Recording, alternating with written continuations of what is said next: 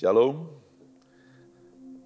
selamat sore, selamat berjumpa kembali di kebaktian atau persekutuan KIS. Hari ini kita mengucap syukur semua karena masih ada kesempatan kita untuk mendengarkan firman. Terlebih juga kita bersyukur kita bisa lewati tahun 2021 dan sekarang kita menginjak semua di tahun 2022. Mungkin kesempatan ini yang belum ketemu, saya ucapkan selamat Natal dan Tahun Baru. Mudah-mudahan di tahun yang baru ini pelayanan kita semakin lebih baik, sehingga Tuhan Yesus dipermuliakan. Saudara yang kasih Tuhan Yesus, mari kita mendengarkan firman Tuhan. Namun sebelumnya mari kita berdoa. Bapa di dalam surga, sekali lagi kami mengucap syukur segala pemeliharaan-Mu sepanjang tahun 2021, dan dengan langkah iman kami ingin masuk di tahun 2002 bersama-Mu Tuhan. Kalau Tuhan berkati kami di tahun yang lalu, pasti Tuhan juga akan berkati di tahun sekarang Tuhan.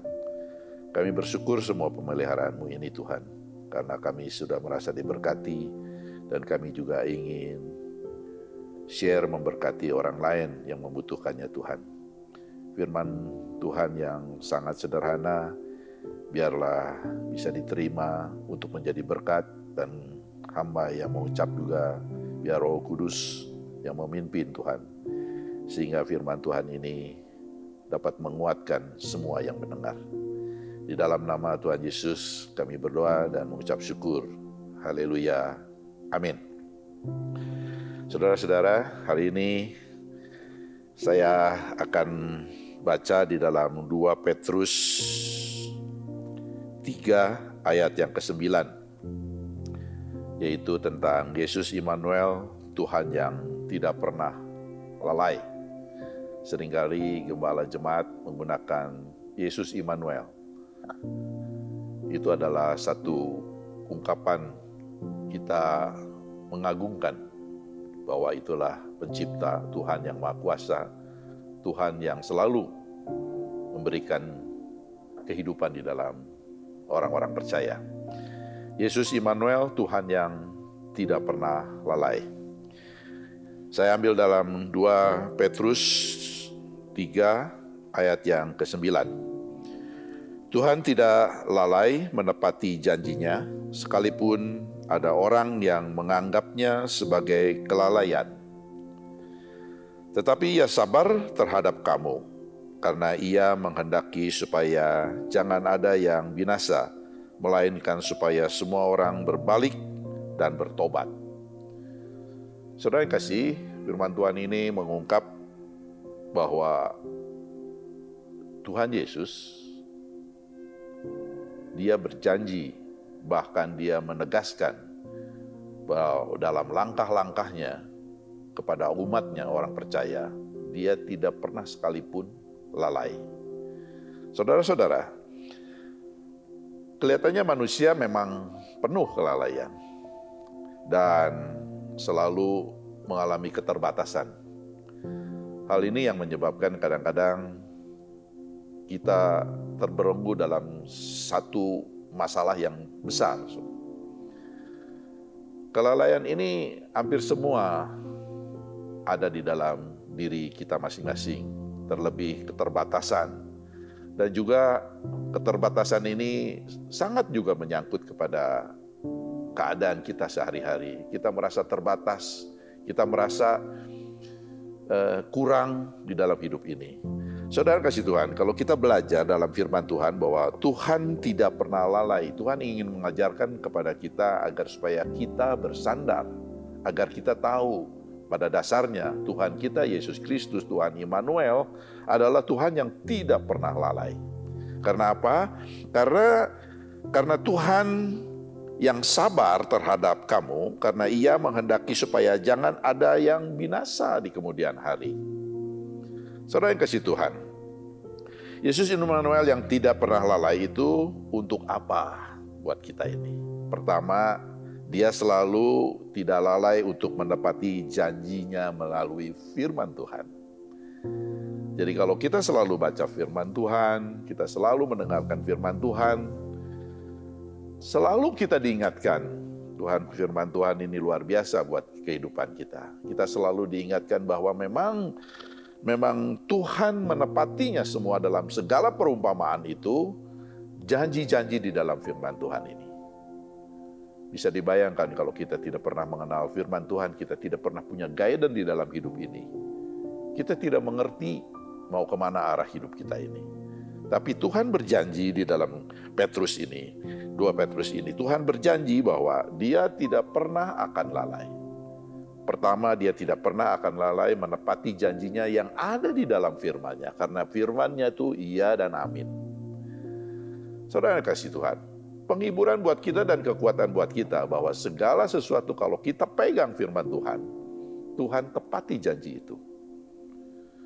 Banyak sekali perumpamaan-perumpamaan yang menguatkan kita melalui firman Tuhan ini. Kadang-kadang kita bosan dengar perumpamaan, terlalu banyak, mungkin dari zaman sekolah minggu maupun dalam kebaktian-kebaktian lain terlalu bosan, tapi itu yang menguatkan kita. Bagaimana firman Tuhan itu bisa hidup di dalam diri kita semua ini? Yaitu karena Tuhan selalu tidak pernah lalai dalam janjinya. Firman Tuhan itu hidup, saudara. Yang kedua, Yesus Immanuel tidak pernah lalai mencari dan memanggil serta mengundang kepada umatnya. Saudara kasih Tuhan, mencari, Dia tidak pernah capek dan terpernah lelah untuk mencari kita. Orang-orang yang memang Tuhan sudah selamatkan. Kira-kira tahun 90 atau 30 tahun yang lalu, saya ditugaskan di salah satu tempat yang agak terpencil di Jawa Barat Selatan. Dan saya punya satu sekretaris. Baru kemarin, setelah 32 tahun yang lalu, kemarin saya bertemu dengan bekas sekretaris saya itu. Dan saya kaget ketika ketemu. Memang semua sudah berubah, saya juga mungkin sudah berubah, dulu kurus sekarang gemuk, dia juga udah kayak udah gemuk, udah kayak mami-mami dan memang punya cucu. Yang saya kaget, di dadanya ini ada salib, saudara. Dan saya tanya, oh sekarang sudah ke gereja ya, katanya. Iya, katanya, sekarang saya pelayanan di salah satu gereja di Pajagalan, saya tidak sebutkan namanya. Saya lalu bertanya lagi, Bapak Ibu Saudara, kok bisa? Katanya. Ternyata pada saat dia melayani saya, waktu dia jadi sekretaris, seringkali kalau saya breakfast pagi, dia sediain makanan pagi di kantor, lantas saya sering setel lagu, saudara, lagu rohani. Dan sambil makan saya mendengarkan lagu, kalau zaman dulu kan masih pakai kaset, saudara, ya. Lagu rohani, kelihatannya dia mendengarkan lagu itu. Dan semakin hari mungkin dia semakin melihat betapa lagu itu menggugah hatinya. Sampai suatu saat, saya hanya 2 tahun di tempat itu, 1 tahun sebelumnya, dia meminta resign. Saya tanya, mau ngapain resign? Dia bilang dia mau merit. Saya pikir orang mau merit ya silakan. Akhirnya dia keluar, tidak bertemu selama 32 tahun, baru bertemu lagi kemarin. Ternyata di dalam perjalanannya, dia kawin sama orang yang memang tidak percaya Tuhan Yesus. Orang Chinese tapi tidak percaya Tuhan Yesus. Dia sendiri waktu itu masih agama sebelah kita. Namun singkat kata, di dalam perjalanannya itu, dia mengalami sesuatu goncangan. Kenapa dia rindu terus terhadap lagu yang dia pernah dengar pada saat ada di kantor. Sampai suaminya cemburu. Kenapa sih katanya, kamu ingat terus sama bos kamu ingat terus sama... Nah itu saya dengar cerita itu pada saat setelah 32 tahun yang akan datang, yaitu kemarin. Saudara, saya teringat ketika saya baca firman Tuhan ini, ketika saya mau bawa firman Tuhan ini, teringat saudara, betapa Tuhan itu mencari domba-domba yang dibutuhkan. Saya mengucap syukur bahwa saya mendapatkan jiwa, walaupun saya tidak terasa 32 tahun baru saya tahu. Tapi inilah firman Tuhan, bahwa Tuhan Immanuel yang tidak pernah lalai dalam mencari, bahkan memanggil, serta mengundang. Di dalam Matius 11 ayat 28 tentang firman Tuhan, marilah kepadaku yang letih, lesu, dan berbeban berat, aku akan memberimu kelegaan kepadamu. Marilah.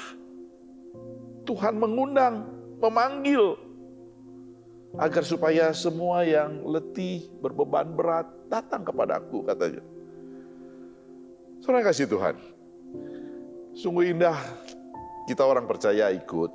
Ya, kadang-kadang saya kalau merenung, saya suka mengeluarkan tetes air mata, karena begitu Tuhan menyertai kita ini dengan luar biasa, saudara.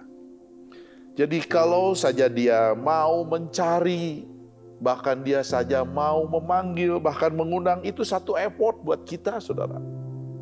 Bahwa kita itu sebetulnya tidak berguna karena kita banyak sekali masalah. Tapi Tuhan yang selalu membuka. Tuhan yang selalu membuka tangan, buka kesempatan, buka waktu untuk mencari, memanggil, bahkan mengundang kita orang berdosa, saudara. Juga ada di dalam perumpamaan di Lukas 15 tentang domba yang hilang. Ada 100 domba, ada hilang satu saja. Tuhan instruksikan cari satu itu. Itu gambaran dalam hidup kita. Walaupun cuma 1 dari 100, Tuhan tetap cari kita. Jadi kalau saja kita ada sebagaimana ada sekarang ini di tempat ini, itu memang Tuhan sudah cari dari dulu. Oleh karena itu, kita jangan sampai lalai. Jangan sampai kita tidak setia lagi, saudara. Karena kesempatan ini tidak pernah datang dan datang terus. Tuhan memang Maha Pengampun buat kita. Tapi apa iya kita terus-menerus kita harus berbuat dosa? 1 orang saja, 1 domba saja Tuhan cari. Kemana ini sampai ketemu? Saudara yang kasih Tuhan. Tuhan Yesus Immanuel yang setia selalu mencari orang yang terhilang. Orang yang terhilang. Jadi kita ini orang yang hilang sebetulnya. Tapi Tuhan cari. Sehingga kita mempunyai talenta yang ada di gereja ini untuk melaksanakan tugas panggilannya. Jadi setelah Adam dan Hawa mengalami dosa awal, memang kita menjadi orang-orang yang perlu diselamatkan. Dan Tuhan sudah mengutus anaknya ke dunia dan mati di kayu salib. Dan sekarang yang tinggal di dalam hati kita semua orang percaya adalah Roh Kudus. Saudara yang kasih Tuhan, ada 2 perumpamaan yang tadi itu menggambarkan kepada kita bahwa Tuhan tidak pernah lalai dan tidak pernah berhenti untuk mencari, memanggil, bahkan mengundang datang. Yang ketiga adalah Tuhan menjawab doa. Dia tidak pernah lalai dalam menjawab doa. Saya ada kesaksian satu lagi, saudara. Saya akan kesaksian dengan teman saya. Kenapa? Supaya ada pengalaman pribadi. Semenjak saya lulus SMA, kita punya teman tahun 77 itu berpisah. Salah satu teman saya, dia pergi ke Brisbane, Australia, lalu tidak pernah ketemu. Kira-kira 2 tahun yang lalu atau mau masuk pandemi, kebetulan saya ada berkat dan saya ketemu di sana dan kita ngobrol-ngobrol. Itu pun sama seperti sekretaris saya. Dia kok ada salib di sininya ya? Saya tanya, saya bilang, kok kamu begitu? Oh, dia cerita. Sebetulnya 5 tahun yang lalu dia kena kanker. Lantas sudah dia berobat kemana-mana, dia tidak sembuh itu punya kanker. Saudara yang kasih Tuhan, di gereja Pak Aswan dulu punya ide untuk rekaman. Di dalamnya ada Pak Moti, Pak Santo, dan lain-lain, termasuk saya, tentang hidup ini, lagu itu. Dan itu sampai sekarang viral. Ternyata dia dengarkan lagu itu di sana. Karena apa? Ketika saya bertemu ya dan ngobrol, dia langsung buka. Saya sembuh karena lagu ini. Aduh, saya bilang puji Tuhan. Saudara, sepertinya saya punya kesaksian atau saya punya cerita ini kayak apa ya? Kayak kok semudah itu ya?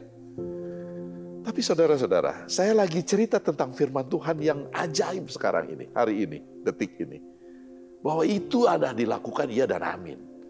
Saudara tahu, orang itu sekarang sembuh. Setiap hari dia naik sepeda 6 km. Dan dia berenang. Saudara kasih Tuhan, kalau Tuhan saja tidak pernah lalai dalam menjawab doa kepada teman saya, pasti dia pun tidak pernah lalai menjawab doa kepada kita semua yang mendengar hari ini. Saudara, pertolongan Tuhan itu tidak pernah terlambat.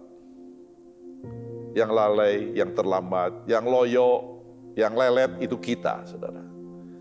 Oleh karena itu, saudara-saudara yang kekasih Tuhan, ya, pada saat-saat seperti sekarang ini, walaupun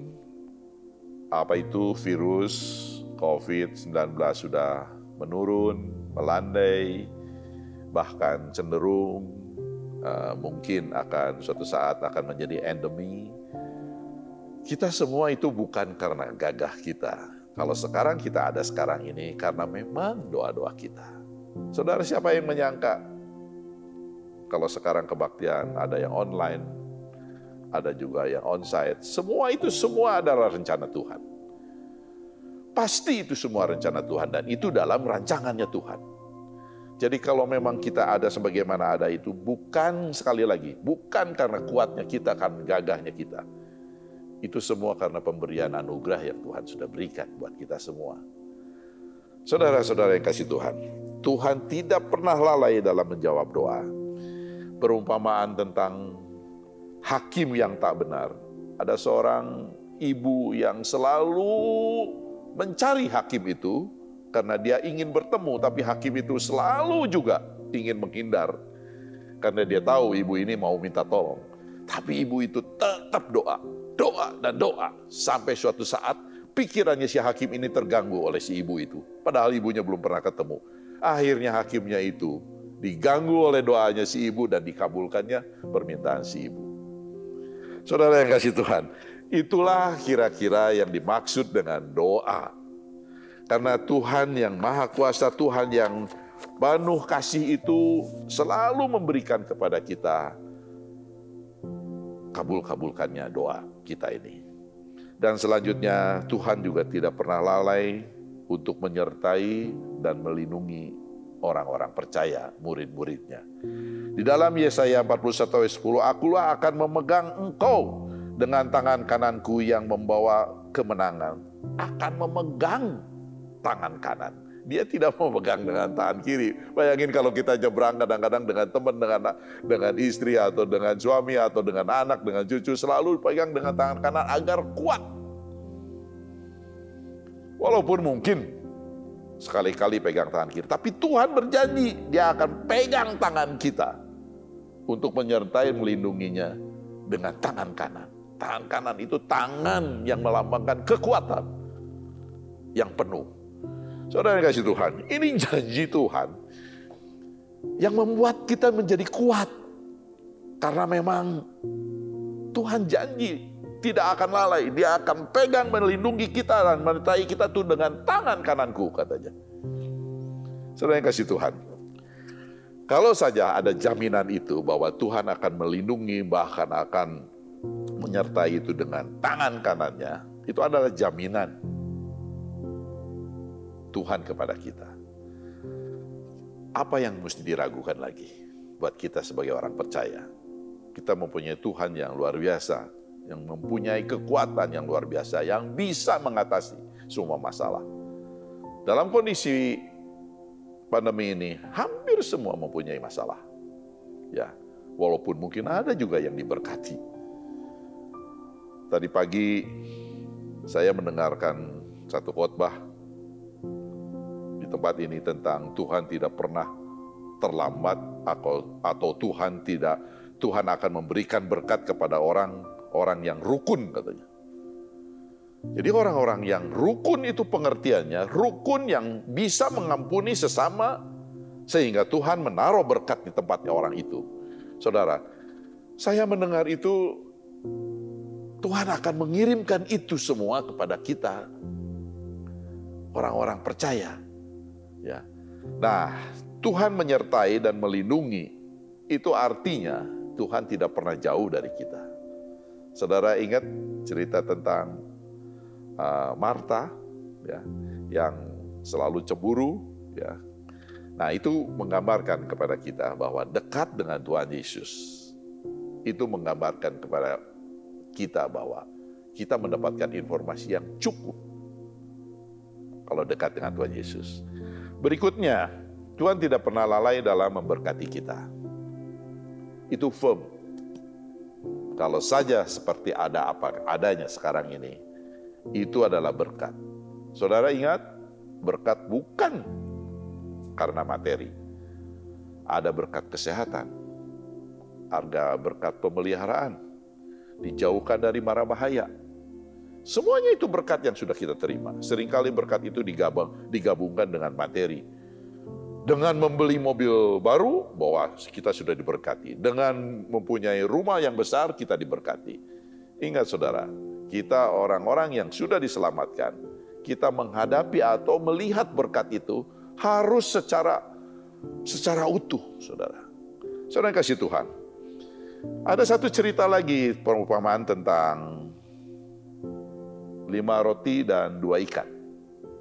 Ada perkumpulan orang-orang yang datang kepada Yesus lebih dari 5.000 dan Tuhan berkati. Dan Tuhan kenyangkan. Yang saya ingin bicara sekarang bukan berkat yang 5.000 orang itu. Tapi ingin saya bicarakan adalah tentang 12 bakul, saudara. Apa itu 12 bakul? 12 bakul tidak pernah dan tidak sering untuk dibicarakan 12 bakul ini.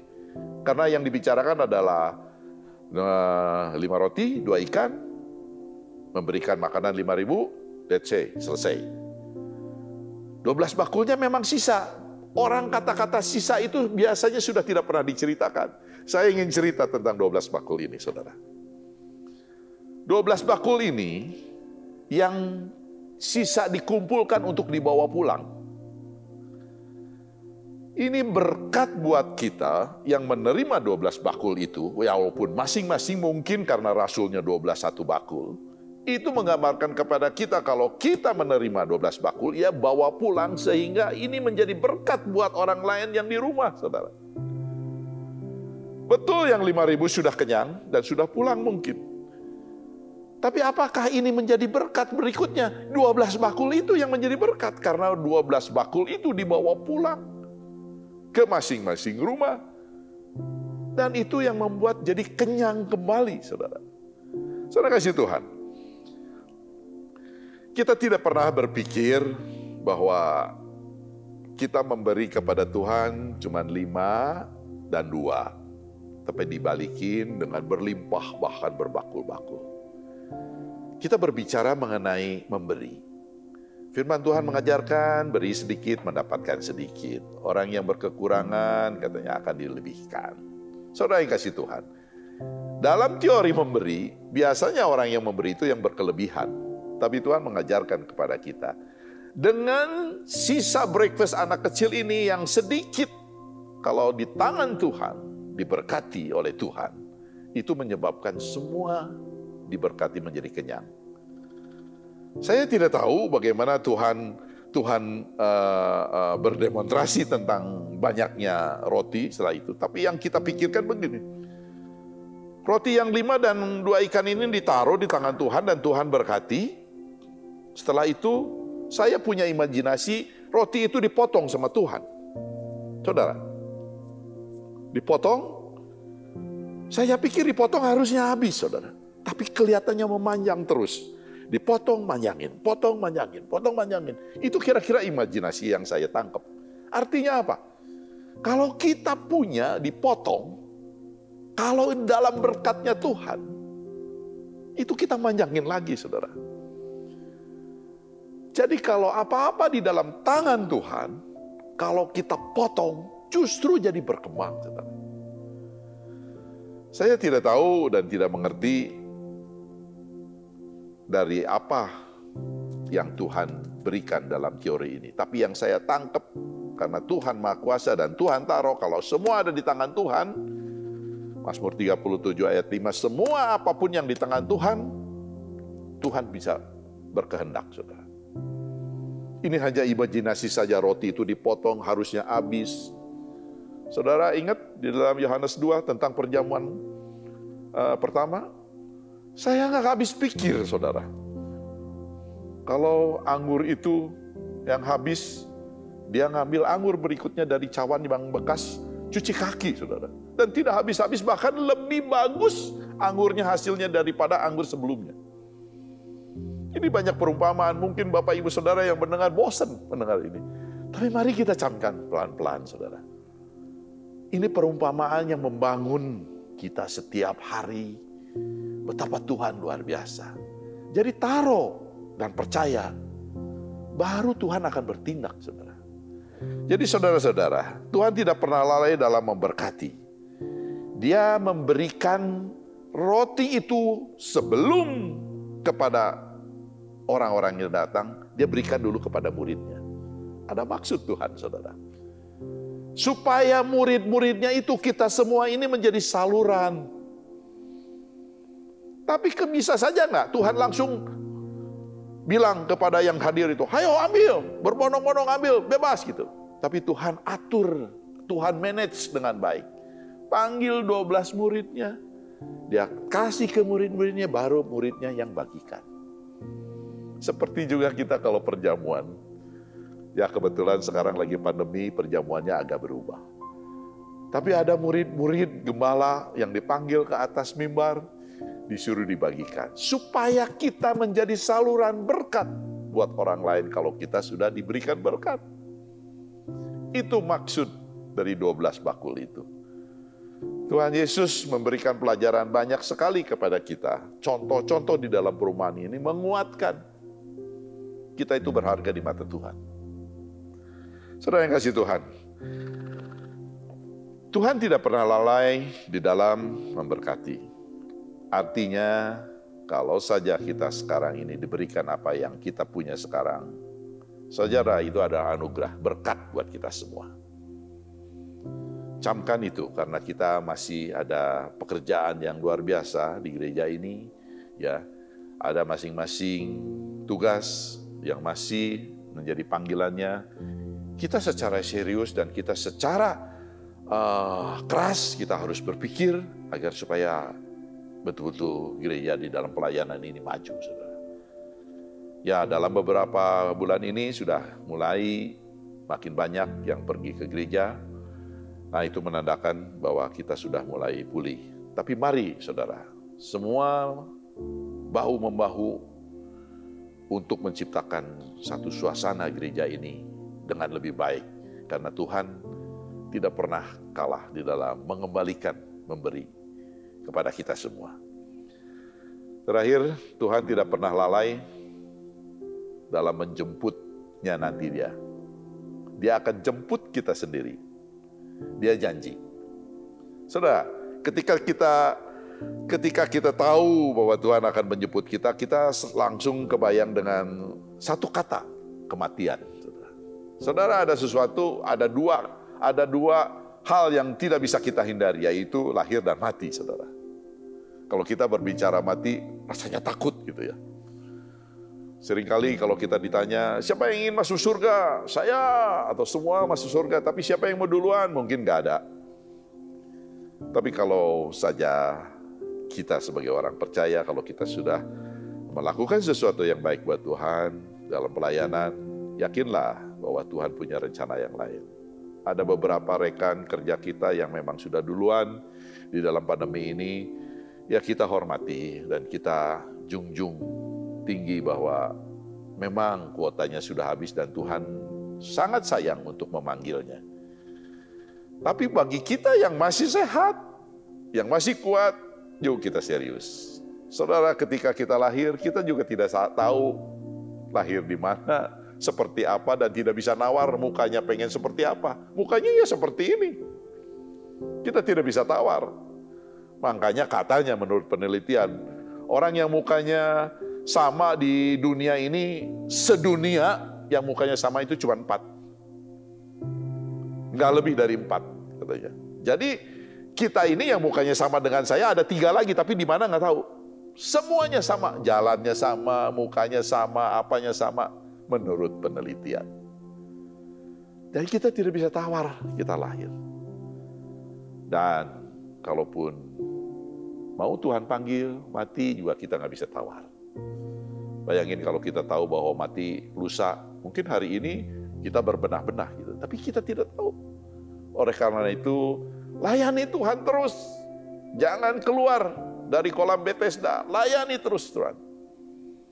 Karena suatu saat air akan berkoyak, saudara. Saudara yang kasih Tuhan, kita bersyukur masih ada firman Tuhan yang selalu berikan kepada kita guidance agar supaya kita jangan keluar dari jalur. Kita tidak bisa apa-apa, manusia lemah. Tapi kalau Tuhan kuatkan, kita menjadi manusia yang kuat, saudara. Saudara yang kasih Tuhan, orang percaya akan siap dan mengerti kapan saja. Dan orang percaya juga selalu menjunjung tinggi agar supaya kita tetap percaya terus kepada Tuhan. Karena dengan percaya kepada Tuhan, kita yakin kita selalu dalam lindungannya Tuhan. Saudara yang kasih, bahwa hari ini kita sudah berbicara mengenai Yesus Immanuel, Tuhan yang tidak pernah lalai. Tema Natal kita, Yesus Immanuel, Tuhan yang memulihkan. Tuhan memulihkan. Jadi banyak hal, ya, Tuhan yang peduli, Tuhan yang memulihkan, itu semua butuh. Kita ini butuh, kita semua ini. Dan hari ini saya share mengenai Tuhan tidak pernah lalai. Kalau Tuhan saja janji kepada kita tidak pernah lalai, kita pun harus janji sama Tuhan untuk tidak lalai di dalam pelayanan. Karena masih banyak pekerjaan kita ke depan yang menjadi tanggung jawab kita. Firman Tuhan tidak saya perpanjang, tapi biarlah ini menguatkan kita untuk tetap hidup dalam pelayanan kita ini. Mari saudara-saudara, kita berdoa. Bapa di dalam surga, kami mengucap syukur dan terima kasih masih ada firman Tuhan buat kita semua. Tuhan janji di dalam 2 Petrus 3 ayat 9 bahwa Tuhan tidak pernah akan lalai. Itu adalah janji-Mu Tuhan. Tuhan kiranya juga memberkati kami semua yang sudah mendengar. Biar ini menjadi kekuatan buat kita semua di dalam mengarungi tahun 2022 ini Tuhan. Masih ada beberapa pergumulan di dalam hidup kami semua orang percaya Tuhan, terutama di dalam masih banyaknya virus. Tuhan lindungi kami, Tuhan lindungi GGP, Tuhan lindungi GGP Shalom. Tuhannya yang perlindungan semuanya ini Tuhan. Tuhan tolong jauhkan itu semua dari kami semua Tuhan, dan kuatkanlah kami.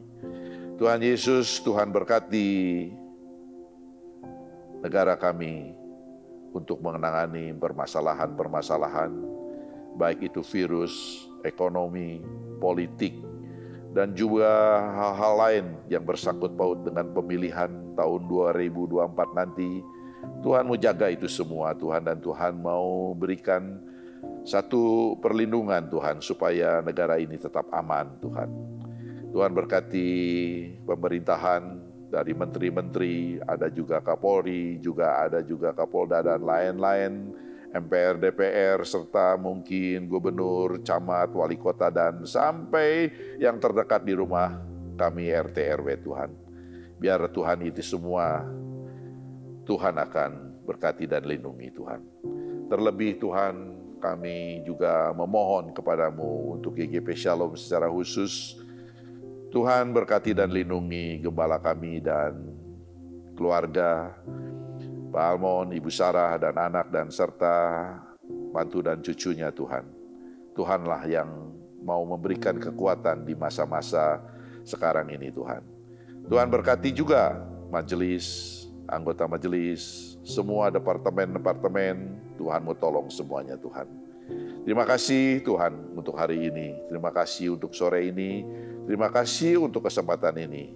Masih ada firman Tuhan yang menguatkan kami semua.